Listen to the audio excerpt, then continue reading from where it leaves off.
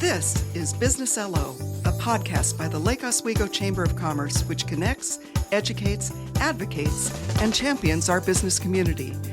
We have nearly 500 members from international corporations to home-based businesses, and we serve them all.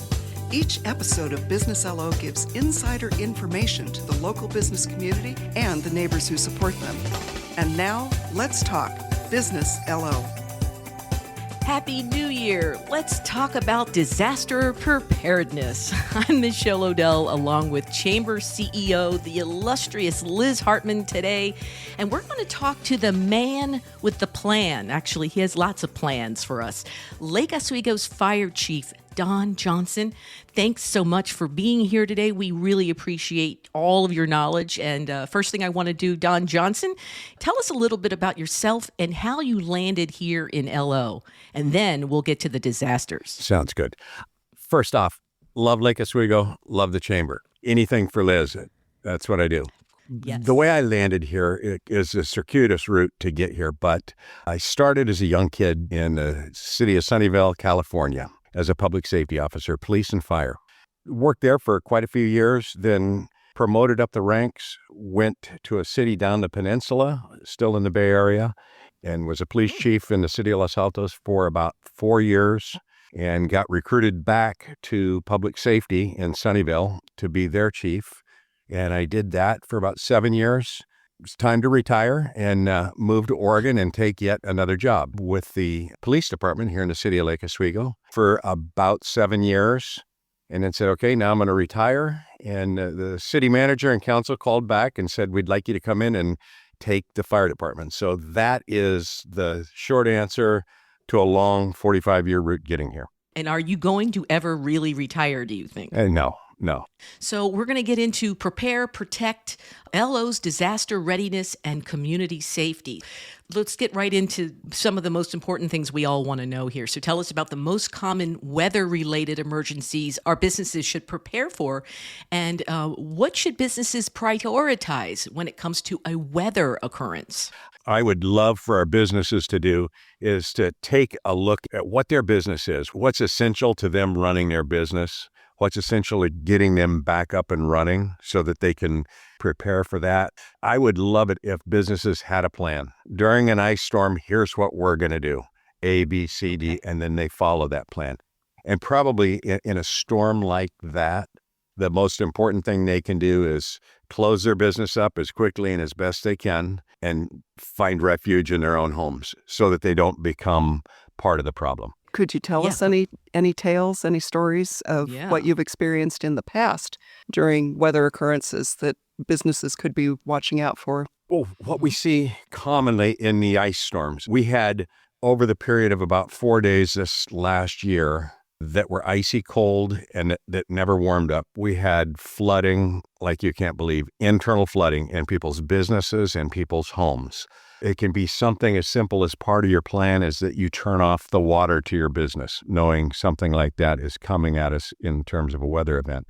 Shut that off. You won't be victim to the flood that happens. But when a flood happens, somebody's got to get in and start working to shut the water off. Those are the things that I think are really important in planning, is to have a plan in place, to have some equipment on hand to mitigate it so you don't have to go home and find a snow shovel, so you don't have to go home and find a wrench to turn the water off.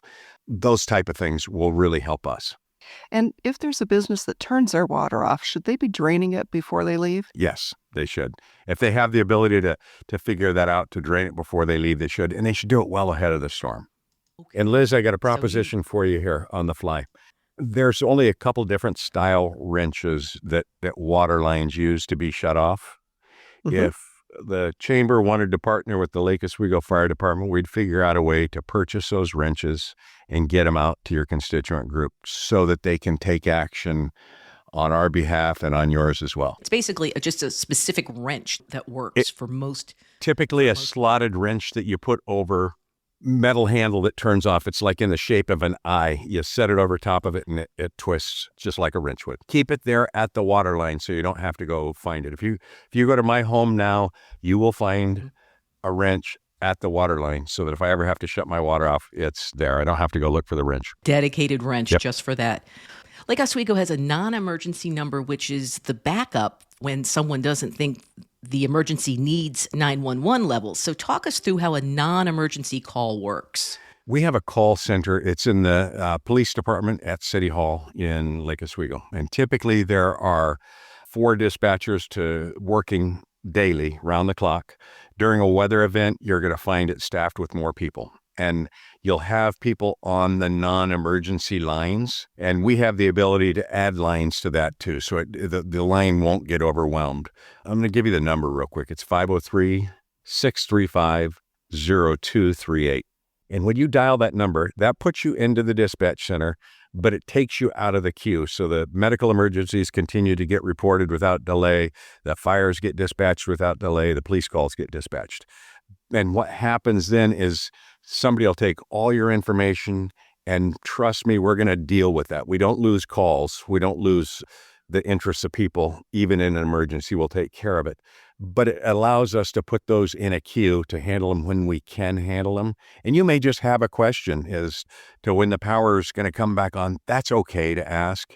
You may have questions about events that are happening in town. It's okay to ask. What we'd really love for you to do is you've got that plan in place. We want you to be informed, and there's a way to be informed, and we'll post this on the notes too, but there's a program that we have in the police and fire department called Everbridge, and you sign up for emergency alerts. We post on that during a storm. We post on that during events of consequence, and what'll happen is you'll get a text alert that gives you instructions. You'll get a text alert that gives you an overview of what's going on so that you don't have to make that call. You'll be more informed with Everbridge than you will by calling and asking a simple 1 or 2 part question. We'll put out Everbridge alerts to whomever signs up. You have to sign up for it. In order to get it, you have to give your number in there, and I'll give a barcode that'll get you there. About every hour and a half, we put out an update. This is how many calls are pending. This is where the worst parts of town are. Stay off the streets. We'll give you instructions. If there were a boil water notice or anything else, we will give it to you so you can sit, watch your phone, and get your instructions. So we've made a plan. Now we've added Everbridge to it, so now we're informed. The next piece of it for me that I would love for every business to do in the city of Lake Oswego is to build a kit. And the kit starts with enough water to last if you're trapped inside your business. Your kit has enough water to be in your home for 96 hours without fail.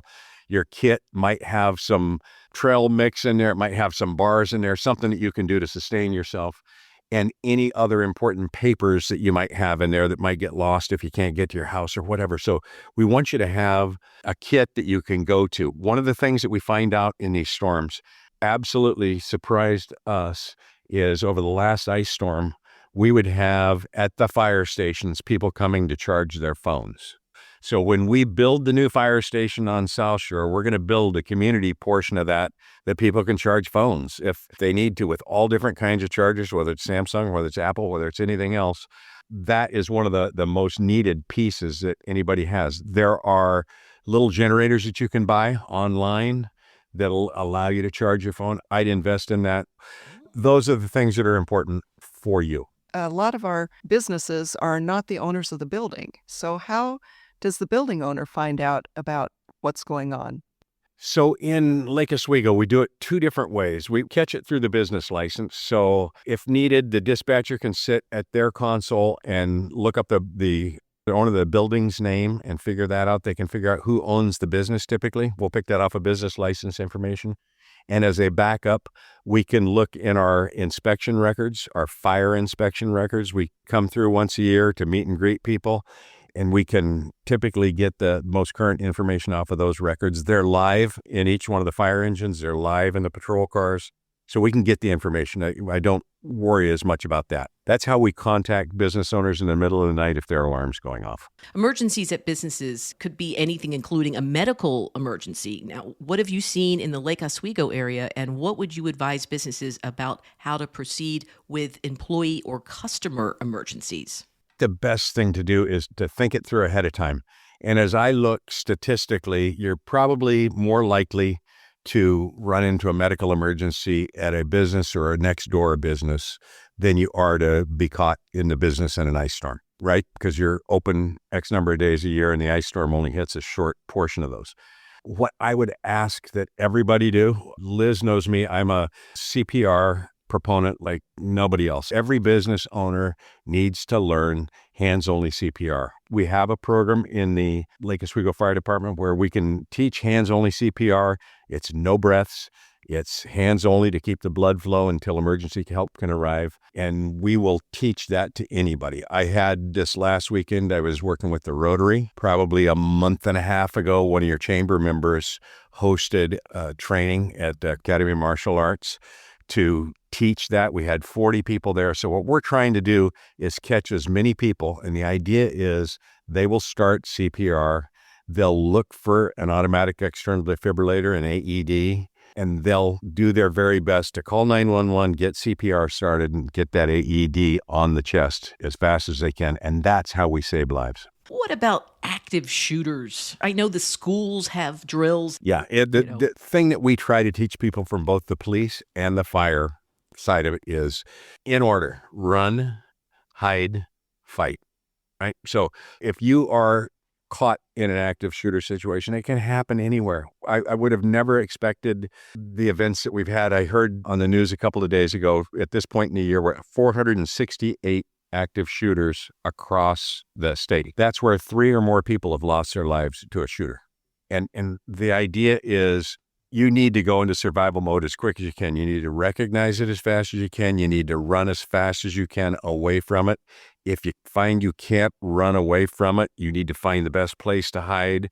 And if you're caught with the shooter, you gotta fight. You have to make that decision now that you're gonna fight if you ever get caught in that. And you can't run, you can't hide. You gotta get in and you gotta fight, because you're fighting for your life and you're fighting for your kids and you're fighting for your husbands and your wives. The fire department came out to the Health and Wellness Fair last year, and they trained about 40 people as well. And as we're planning for this summer's Health and Wellness Fair, we're certainly bringing the fire department back, because if we have the opportunity to train that many people, we'd like to double or triple that this year. Nice. As far as that business emergency handbook, we have hard copies at the chamber office, and we are happy to bring them by. The Business Emergency Action Plan, the 2022 version that is available in hard copy at the chamber, is outstanding. It will walk a business right through how to make a plan, how to be informed, and how to build a kit. Those are the 3 things that we ask you to do. It'll talk about everything from cybersecurity in here to how you handle your business records during an emergency. It's just a wealth of information. It's really well put together, and I heartily recommend it to anyone who hasn't. I'm not a preparedness junkie, but I am somebody who likes to be prepared. If you're prepared, people are going to come to you and you're going to be able to take care of them. I've got a generator at home. I've got water at home. I've got just the basic things, and I don't have to think about it once I've done it. If I commit to building a kit, I can put it aside and know that I'm safe. I may want to look at it in a year just to make sure I don't need to add anything to it, but it's one of the most important things people can do, because we want you to be prepared for a period of 96 hours. Now think about how long that is. It used to be 3 days. Now it's 96 hours.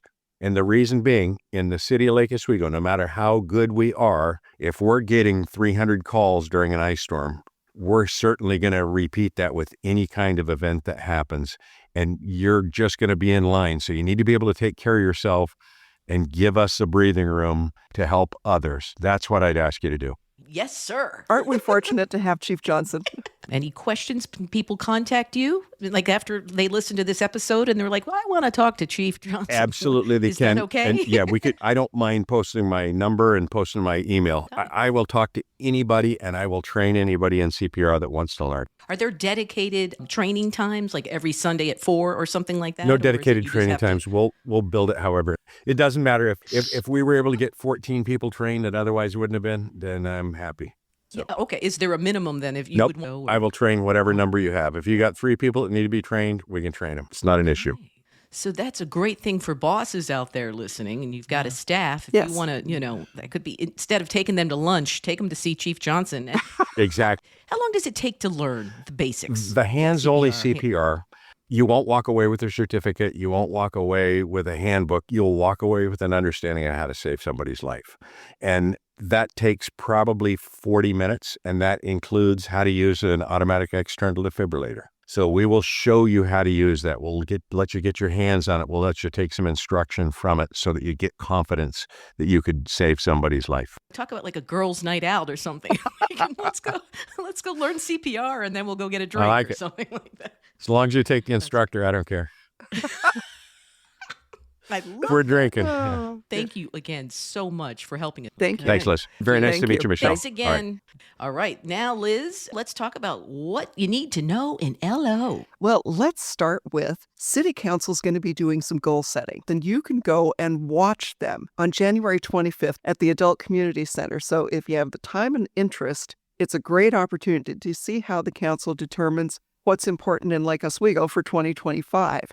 But if you can't make that, come join us for Friday networking on January 31st at City Hall with Mayor Buck talking business. So he will give a full perspective on what's going on with the business community, how the city works with the business community, and any updates of things that affect the business community. So that is Friday, January 31st. This one will be a charge of $15 for chamber members and $25 for non-chamber members, and you do need to make a reservation. And then, if you want to be a networking host, we are already booked through April. So you need to give us a call or give us an email soon. And I'm going to give one of those insider things.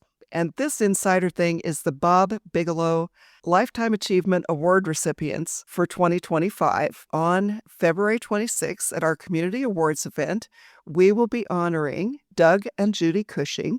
He and Judy have both done a huge amount of things for our community and for other communities in Oregon. So we are looking forward to honoring them. Absolutely. Well, this has been very eye-opening. I feel so much better. I'm so glad we had Chief Johnson on. And until next time, Liz, have a wonderful January, and we'll be talking to you again on February 1st. Thank you, Michelle, and Happy New Year to everybody. And don't forget, every day is a Chamber of Commerce Day in Lake Oswego.